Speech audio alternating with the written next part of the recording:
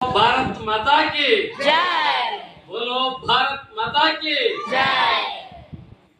ಈ ಶುಭ ಸಂಜೆಯಂದು ನನ್ನ ಹೆಸರು ಅಡ್ಡ ಬರ್ತಾರೆ, ಅದಕ್ಕೆ ಇಲ್ಲಿ ಹೋಗ್ಬೇಕು. ಸಾಹಿತ್ಯ ಸಂಸ್ಕೃತಿ ವೇದಿಕೆಯಲ್ಲಿ ಕಾಣಲ್ಲ. ಧನ್ಯವಾದ. ಏನ್ ಆನ್ ಮಾಡಿದ್ರು? ಓ, ಆಫ್ ಮಾಡ್ಬೋದು. ಸಮುದ್ರದ ಬೆಟ್ಟದ ನೆಲ್ಲಿಕಾಯಿ ಹಿಂಗ್ ಫುಲ್ ಮಾಡ್ತಾ ಇರು. ನನ್ನ ಊರು ಸಾಗರ.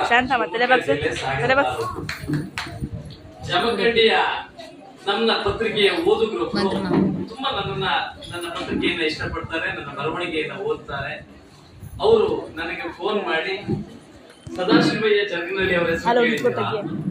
ಖಂಡಿತ ಕೇಳಿದ್ದೀನಿ. ಬಹಳ ಒಳ್ಳೆಯ ವ್ಯಕ್ತಿ, ಅವರ ಬರವಣಿಗೆಗಳ ಬಗ್ಗೆ ಗೊತ್ತು, ಅವರ ಸಾಮಾಜಿಕ ಕೆಲಸಗಳ ಬಗ್ಗೆ ನಾನು ಕೇಳಿದ್ದೀನಿ ಅಂತಂದ್ರೆ. ಇಲ್ಲ, ಅವರು ಪ್ರತಿ ತಿಂಗಳ ಒಂದೊಂದು ಕಾರ್ಯಕ್ರಮ ಮಾಡ್ತಾರೆ. ನಿಜವಾಗ್ಲೂ ಸಮಾಜಕ್ಕೆ ಮತ್ತು ಕನ್ನಡಕ್ಕೆ ಅವರ ಕೊಡುಗೆ ಅಪಾರ ಇದೆ. ತಾವು ದಯವಿಟ್ಟು ಅವ್ರ ಜೊತೆ ಮಾತಾಡಿ ಅವ್ರ ಕಾರ್ಯಕ್ರಮಕ್ಕೆ ಹೋಗ್ಬೇಕು. ಗೊತ್ತಿಲ್ಲ. ನಿಜಕ್ಕೂ ಒಂದೊಂದು ಸಂಘಟನೆಗಳನ್ನ ಕಟ್ಟುವಂಥದ್ದು, ಕನ್ನಡವನ್ನ ಕಟ್ಟುವುದಿದೆಯಲ್ಲ, ಬಹಳ ಕಷ್ಟದ ಕೆಲಸ. ಅಂತಹ ಕೆಲಸ 123ನೇ ಕಾರ್ಯಕ್ರಮ ಅಂತಂದ್ರೆ ಇದು ನಿಜಕ್ಕೂ ಅಭಿನಂದನಾರ್ಹ. ಇಂತಹ ಕಾರ್ಯಕ್ರಮದಲ್ಲಿ ನಾನು ಭಾಗಿಯಾಗಿದ್ದು ಕೂಡ ಅತ್ಯಂತ ಹೆಮ್ಮೆ ಮತ್ತು ಖುಷಿಯ ವಿಷಯ.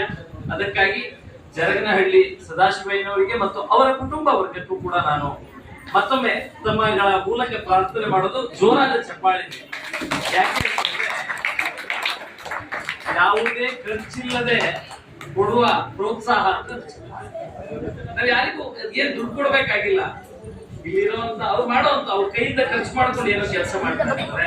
ನಾವು ಪ್ರೀತಿಪೂರ್ವಕವಾಗಿ ಚಪ್ಪಾಳೆ ಮಾಡಿದ್ರೆ ಅದೇ ಅವರಿಗೆ ಇನ್ನಷ್ಟು ಕಟ್ಟುವಿಕೆಯ ಕೆಲಸಕ್ಕೆ ಮಾರ್ಗದರ್ಶನ ಆಗುತ್ತೆ, ಅದಕ್ಕೊಂದು ದಾರಿ ಆಗುತ್ತೆ. ಹಾಗಾಗಿ 67-68 ವಯಸ್ಸಿನಲ್ಲಿಯೂ ಕೂಡ 20-21ರ ಹುಮ್ಮಸ್ಸಿಟ್ಕೊಂಡಿರುವಂತಹ ಸದಾಶಿವಯ್ಯನವರಿಗೆ ಅವ್ರ ಹತ್ರ ನಾನು ಆಶೀರ್ವಾದವನ್ನು ಬೇಡ್ತೇನೆ. ಯಾಕೆಂದ್ರೆ ವಯಸ್ಸಿನಲ್ಲಿ ತುಂಬಾ ಚಿಕ್ಕವರು, ಹಾಗಾಗಿ ನಿಮ್ಮ ಆಶೀರ್ವಾದ ನನ್ನಾಗಿರ್ಲಿ. ಹಾಗೂ ಮತ್ತೊಂದು ಖುಷಿಯ ವಿಷಯ, ಹಲವಾರು 3-4 ಸಂಘ ಸಂಸ್ಥೆಗಳನ್ನ ಕಟ್ಟಿಕೊಂಡು ರಾಜ್ಯಾದ್ಯಂತ ರಾಷ್ಟ್ರಾದ್ಯಂತ ಹಲವಾರು ಕನ್ನಡದ ಸಾಧಕರನ್ನ ಎಷ್ಟೋ ಕಡೆ ಎಲೆಮರೆಯ ಕಾಯಿಯ ಹಾಗೆ ಸಾಧಿಸುವಂತವರು ಇರ್ತಾರೆ. ಅವ್ರನ್ನ ಗುರುತಿಸುವಿಕೆ ಬಹಳ ಮುಖ್ಯ ಆಗುತ್ತೆ. ಅಂತಹ ಕೆಲಸವನ್ನ ಮಾಡ್ತಾ ಇರುವಂತಹ ಸಿನಿಮಾಗಳಲ್ಲಿಯೂ ತನ್ನದೇ ಆದ ವಿಭಿನ್ನ ರೀತಿಯಲ್ಲಿ ನಿರ್ದೇಶನವನ್ನ ಮಾಡಿ ಹೆಸರು ಮಾಡಿರುವಂತಹ ಗುಣವಂತರಾಗಿರುವ ಮಂಜು ಅವರು ಕೂಡ ಪರಿಚಯ ಆಯಿತು. ಅವರಿಗೂ ಕೂಡ ನಿಮ್ಮೆಲ್ಲರ ಪ್ರೀತಿಯ ಚಪ್ಪಾಳೆಯಲ್ಲಿ ಅಂತಹ ಕಲಿಯುವಿಕೆಯಲ್ಲಿ ಬೆಳೆದು ಮೇರು ಪರ್ವತವಾಗಿ ಬೆಳೆದಂತವರಿದ್ದಾರಲ್ಲ, ಅದು ರಾಜ್ಕುಮಾರ್. ಅಂತಹ ಮಹನೀಯರ ಜೊತೆ ಕೆಲಸ ಮಾಡಿದ್ರು. ಹಾಗಾಗಿ ಅವ್ರ ಜೊತೆಗೂ ವೇದಿಕೆ ಹಂಚಿಕೊಂಡಿದ್ದೇನೆ. ಹಿರಿಯರಾದಂತಹ ತುಂಬಾ ಸಾಧಕರು ಅವರೆಲ್ಲ ಇದ್ದಾರೆ. ಅವ್ರ ಮುಂದೆ ನಾನು ವಯಸ್ಸಲ್ಲೂ ತುಂಬಾ ಚಿಕ್ಕವರು, ನಾನು ವೇದಿಕೆಯನ್ನ ಹಂಚಿಕೊಂಡಿದ್ದೇನೆ. ಅದಕ್ಕೆ ಎಲ್ಲರಿಗೂ ನಾನು ಪ್ರೀತಿಪೂರ್ವಕ ನಮಸ್ಕಾರವನ್ನ ಹೇಳ್ತಾ, ಕನ್ನಡವನ್ನ ಕಟ್ಟಬೇಕಾಗಿದೆ. ಇಟ್ಟಿಗೆಯ ಮೇಲೆ ಇಟ್ಟಿಗೆ ಇಟ್ಟು ಒಂದು ಸೌಧವನ್ನ ಕಟ್ತಾರಲ್ಲ, ಹಾಗೆ ಕನ್ನಡವನ್ನ ಕಟ್ತಾ ಇದ್ದಾರೆ. ಇಂತಹ ಸಂಘಟನೆಗಳ ಮೂಲಕ, ಇಂತಹ ಕಾರ್ಯಕ್ರಮಗಳ ಮೂಲಕ. ಇವತ್ತು ಬೆಳಗ್ಗೆ ತಾನೇ ಒಂದು ಬಹಳ ದೊಡ್ಡ ಕಾರ್ಯಕ್ರಮ ನಡೀತು. ಡಾಕ್ಟರ್ ವಿ ನಾಗೇಂದ್ರ ಪ್ರಸಾದ್ ಅಂತ ಹಿರಿಯ ಸಿನಿಮಾ ಸಾಹಿತಿಗಳು ಅಂತವರೆಲ್ಲ ಬಂದಿದ್ರು. ಅಲ್ಲೂ ಕೂಡ ನಾನು ಇದನ್ನೇ ಮಾತಾಡ್ತಾ ಇದ್ದೆ. ಯಾವತ್ತೂ ಕೂಡ ಭಾಷಣದಿಂದ ಭಾಷೆ ಬೆಳೆಯುವುದಿಲ್ಲ, ಪ್ರೋತ್ಸಾಹದಿಂದ ಮಾತ್ರ ಭಾಷೆ ಬೆಳೆಯುತ್ತದೆ.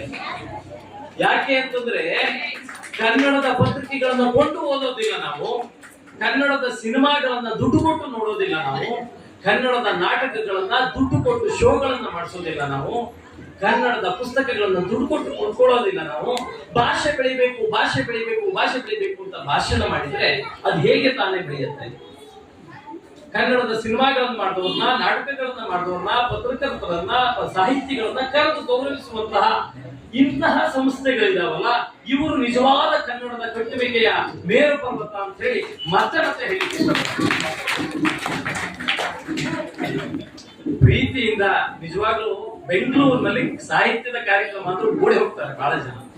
ಆರ್ಕೆಸ್ಟ್ರಾ ಅಂತನೋ ಅಥವಾ ಈ ತರದ ಸಿನಿಮಾ ಸಂಬಂಧಿತ ಕಾರ್ಯಕ್ರಮ ಆದ್ರೆ ಜನ ಬರ್ತಾರೆ. ಅಂತದ್ದಾಗಿಯೂ ಕೂಡ ಇಷ್ಟು ಜನಗಳು ಸೇರಿ ಇಷ್ಟೆಲ್ಲ ಪ್ರೀತಿಯಿಂದ ಅಷ್ಟೆಲ್ಲ ಚಪ್ಪಾಳೆಯ ಮೂಲಕ ನಮ್ಮೆಲ್ಲರನ್ನ ಪ್ರೋತ್ಸಾಹಿಸಿದ್ದೀರಿ. ಮಕ್ಕಳು ಕೂಡ ತುಂಬಾ ಚೆನ್ನಾಗಿ ನಾಟಕಗಳನ್ನ ಅಭಿನಯಿಸಿದ್ರು. ಅವರ ಇದಕ್ಕೆ ಅಗತ್ಯ ಇನ್ನೂ ಇಂಪ್ರೂವ್ ಆಗ್ಬೇಕು, ಇಲ್ಲ ಅಂತ ಹೇಳಲ್ಲ. ಮೊದಲ ಪ್ರಯತ್ನವನ್ನ ಮಾಡಿದ್ದಾರೆ. ಅವರಿಗೂ ಕೂಡ ನನ್ನ ಪ್ರೋತ್ಸಾಹಕ ಮಾತುಗಳಿವೆ. ಚಂದ್ರಶೇಖರ್ ಅವರು ಕೂಡ ನಮ್ಮ ಇಡೀ ಸ್ವಾತಂತ್ರ್ಯದ ವಿಚಾರಗಳನ್ನ ತುಂಬಾ ಚೆನ್ನಾಗಿ ತಿಳಿಸಿದ್ರು. ಇಂತಹ ಒಳ್ಳೆಯ ಕಾರ್ಯಕ್ರಮಕ್ಕೆ ಇಂತಹ ನಿಮ್ಮೆಲ್ಲ ಸಹೃದಯರ ಎದುರು ಮಾತನಾಡಲು ಅವಕಾಶ ಮಾಡಿಕೊಟ್ಟ ನಮ್ಗೆಲ್ಲರಿಗೂ ಮತ್ತೊಮ್ಮೆ ವಂದಿಸಿ, ನಿಮ್ಮ ಕಾರ್ಯಕ್ರಮಕ್ಕೆ ನಿಮ್ಮ ಸಾಹಿತ್ಯ ಸಂಸ್ಕೃತಿ ವೇದಿಕೆಯ ಜೊತೆ ನಾನು ಸದಾಕಾಲ ಇರ್ತೀನಿ. ಸಂಪದ ಸಾಲು ಪತ್ರಿಕೆ ನಿಮ್ಮ ಜೊತೆ ಇರುತ್ತೆ ಅಂತ ಹೇಳ್ತಾ ಅವಕಾಶಕ್ಕಾಗಿ ನಮಸ್ಕಾರ.